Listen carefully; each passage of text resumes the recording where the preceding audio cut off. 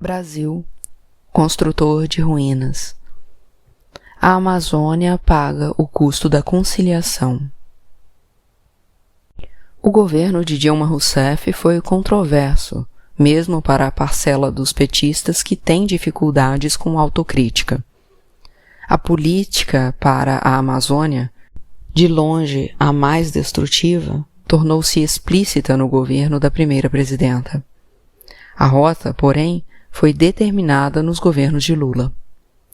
Dilma aparece como a vilã, mas só se perdermos a visão de processo.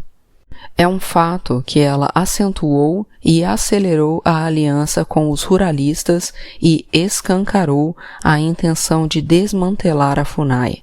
Mas as primeiras grandes hidrelétricas desse século na Amazônia, Jirau e Santo Antônio, no Rio Madeira, em Rondônia, começaram a ser construídas nos governos de Lula e foram licenciadas ainda quando Marina Silva era ministra do Meio Ambiente. A arquitetura e o leilão de Belo Monte também foram desenhados e materializados durante os governos de Lula. A visão da Amazônia do PT, que esteve no governo, mostrou-se muito semelhante à visão da Amazônia dos governos da ditadura militar. Em parte, a escolha expõe a notória dificuldade que parte da esquerda demonstra para compreender a emergência climática e o tema socioambiental. Já a partir do final do segundo mandato de Lula, as lideranças tradicionais dos movimentos sociais da Amazônia passaram a ter clareza de que o ser e estar no mundo dos povos da floresta, se antes pelo menos em tese tinha lugar no governo, já não encontrava mais espaço. E, a partir de Dilma Rousseff, nem mesmo interlocução. Para o bispo Dom Erwin Krautler e a ativista Antônia Mello, por exemplo, lideranças históricas do Médio Xingu, a hidrelétrica de Belo Monte tornou-se a prova de que o projeto para a Amazônia de Lula e de Dilma dava prosseguimento àquele iniciado na ditadura militar. A floresta seguia sendo um corpo para exploração, e os povos da floresta um entrave a um tipo de desenvolvimento que nega sua existência e seu modo de vida. Nesse olhar, a Amazônia e seus povos, para virar futuro, precisam tornar-se passado. Cada uma das lideranças guarda na memória uma cena marcante do momento em que percebeu que os governos do PT rasgariam seu compromisso com os povos da floresta e com os pequenos agricultores dos projetos de desenvolvimento sustentável. As lembranças marcam a diferença de estilos entre Lula e Dilma Rousseff. A decisão dos dois era a mesma, mas a forma de lidar com aqueles que estavam traindo era totalmente diversa. Dom Erwin Krautler, que há mais de 10 anos anda com escolta policial por causa das ameaças à sua vida, conta. Era 19 de março de 2009. Fui com um advogado do CIMI, o Conselho Indigenista Missionário, amigo meu de longa data, e com um assessor político do CIMI. Fiquei com o Lula uns 20 minutos, talvez meia hora. Apresentei as nossas angústias e as nossas preocupações, e ele foi o primeiro a insistir que houvesse um diálogo construtivo, que se avaliasse os prós e os contras de Belo Monte. Eu disse, olha, eu queria que o senhor ouvisse o povo. E ele perguntou, que povo? Eu disse, o povo do Xingu, os representantes do povo de Xingu. Ele disse, Dom Erwin imita a voz e o jeito do Lula. Manda chamar. Acertamos então uma segunda visita. Senti o Lula como alguém muito amigo, simpático. Eu ainda esperava que ele fosse se convencer de que não era por aí. Até escrevi. Graças a Deus, Lula entendeu. E nós marcamos outra audiência, em 22 de julho do mesmo ano. Levamos 2 índios, 2 ribeirinhos, a Antônia Mello, 2 procuradores da República e o professor Célio Berman, do Instituto de Eletrotécnica e Energia da USP. Do outro lado havia o setor energético do governo, todos os figurões. Nós, de um lado, humildes, coitados, nos sentindo como peixes fora d'água, e, do lado de lá, essa gente que mandava e até hoje está mandando. Mas a gente tinha esperança daquilo que nós queríamos. A primeira parte da audiência com Lula foi sem ele. O pessoal do governo xingou os procuradores da República, dizendo que eles não entendiam nada, que não era do ramo deles, que estavam se metendo em assunto que não lhes dizia respeito, e eles foram alterando a voz, viu? Fiquei até assustado, pensando que a educação tinha passado muito longe daqueles senhores. Lembrei que quem grita revela que não tem argumentos para convencer o interlocutor.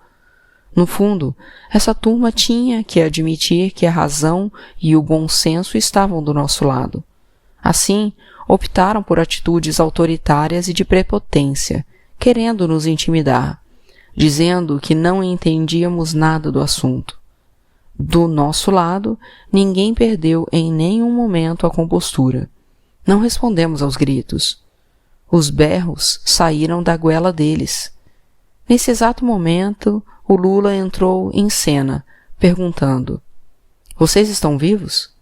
Porque era um berreiro, não era diálogo.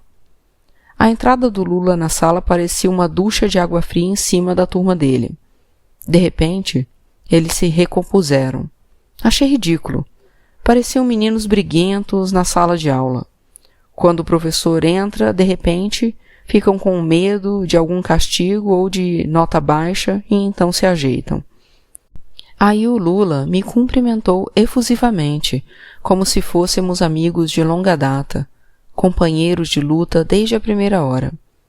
E, não nego, me senti bem à vontade e agradeci a ele por ter nos recebido, elogiando esse gesto aberto de busca de diálogo, pois, naquele momento, acreditei realmente no diálogo.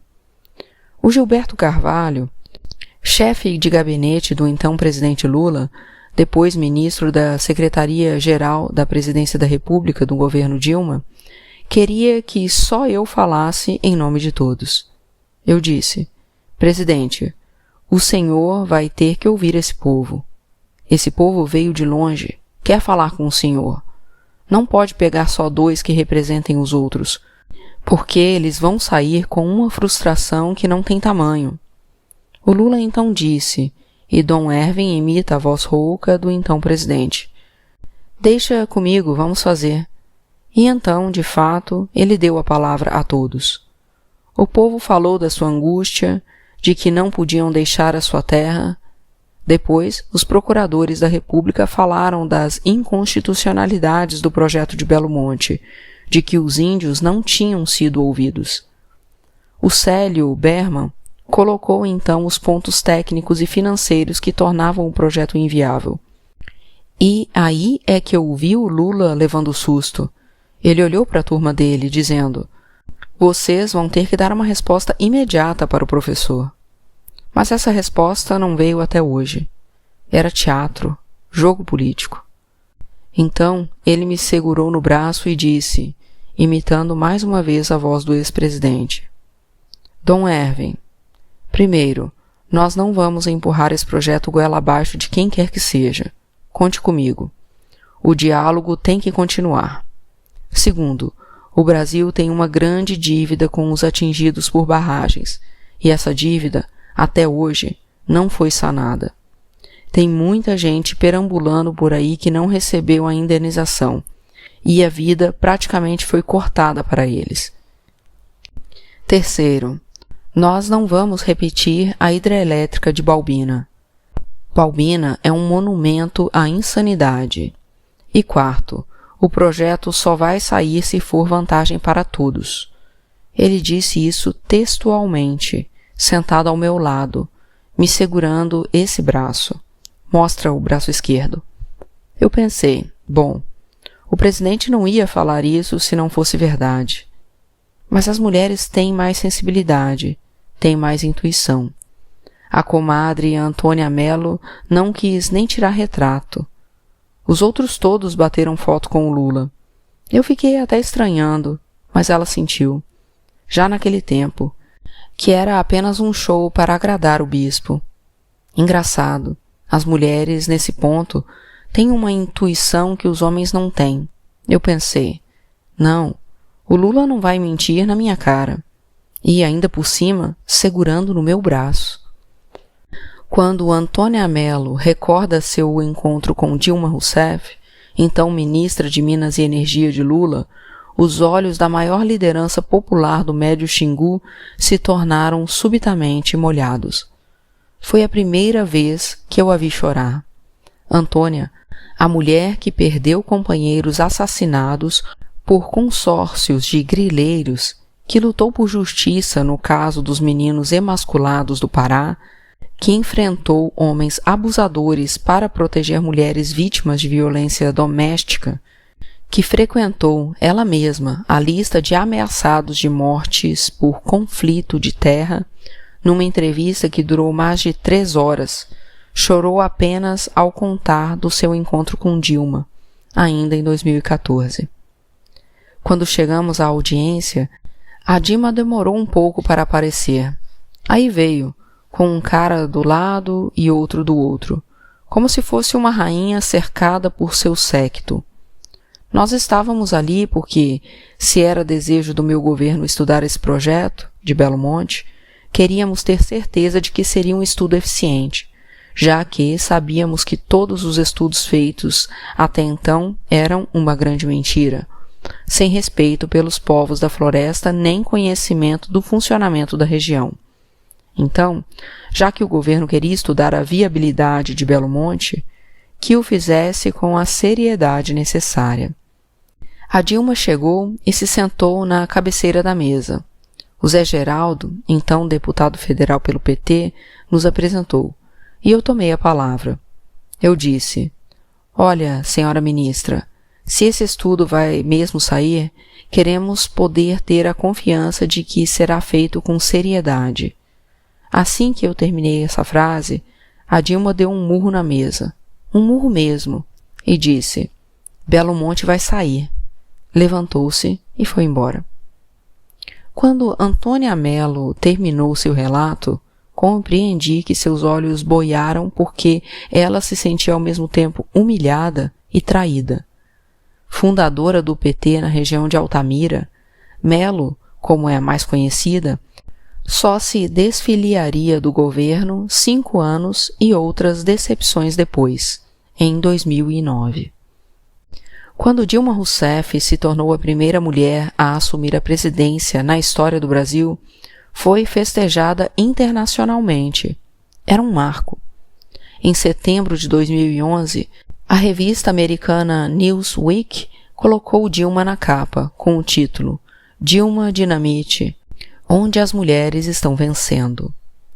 Dentro, o perfil da presidenta. Não mexa com Dilma.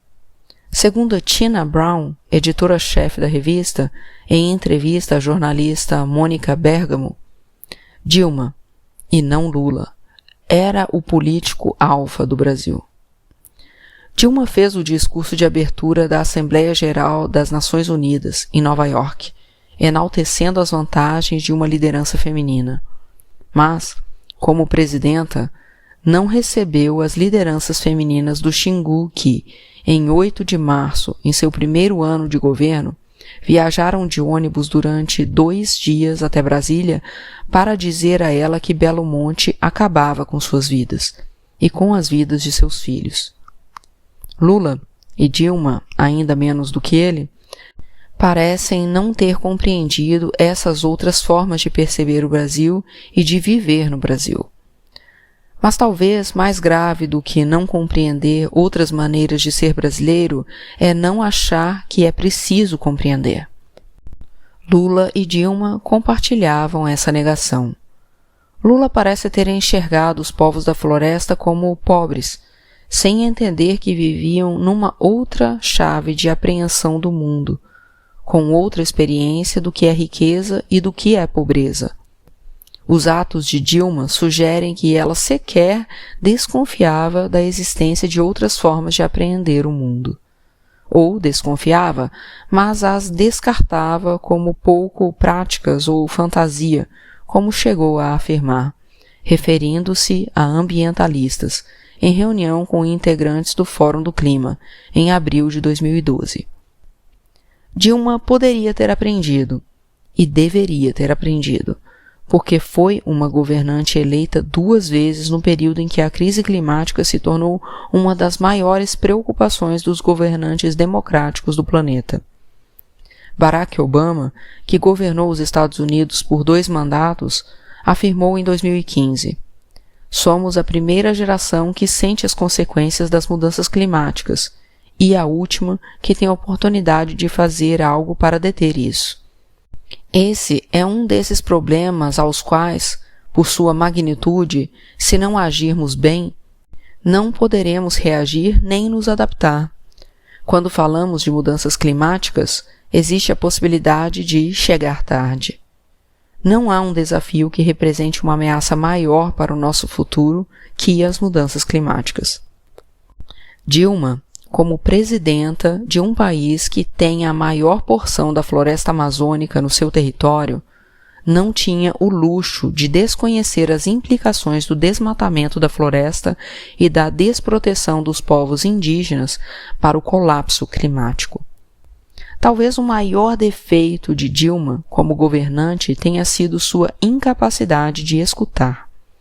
Para ela, o programa de aceleração do crescimento era pragmático, tinha resultados mensuráveis e deveria ser colocado em prática, custasse o que custasse. Não me parece que ela tenha compreendido que custava muito. Lula e Dilma não estão a sós com sua ignorância.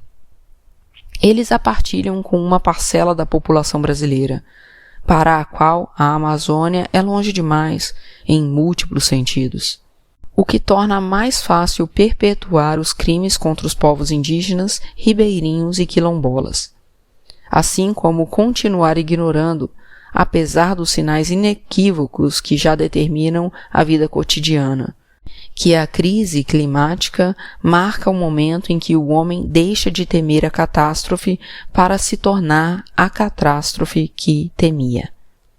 A geração que ocupa os postos de poder no início do século XXI não apenas nasceu no século XX, o que é inescapável, mas tem uma mentalidade do século XX. Demonstra ainda acreditar nas grandes obras, na produção em grande escala, e no estímulo ao consumo como solução para todos os problemas. Essa parte não é inescapável. É só incompetência.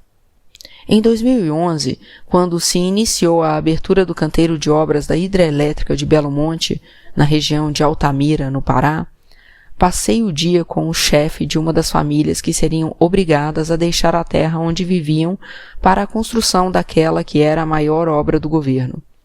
A certa altura, ele abraçou uma castanheira e chorou. Não como garoa, mas como rio. Tentava me explicar por que ele não podia ser sem ser ali. Ou a impossibilidade de habitar um mundo sem aquela árvore específica, aquela árvore que era também pessoa. De repente, o choro estancou e a sua voz foi grilada pela raiva. Fico revoltado quando Dilma diz que somos pobres. Por que ela pensa que somos pobres? De onde ela tira isso? Essa é a maior mentira. Aquele homem quase não tinha bens materiais, nem os desejava. Sequer os conhecia e, se os conhecesse, não teria um propósito no seu cotidiano. Seu conceito de pobreza e de riqueza era totalmente outro, incompreensível para os fazedores de política do momento. Rotulá-lo como pobre, no discurso de Brasília, o ofendia, porque se considerava rico, não como um discurso abstrato ou mesmo poético, mas porque era de fato como rico que se enxergava, na medida em que a floresta lhe dava tudo o que precisava. Para ele, a vida que ali tinha era a melhor que conhecia. Era, afinal, a sua vida. Com esses ricos e esses pobres, Lula, e Dilma menos ainda, jamais conseguiu dialogar, nem mesmo quis escutar.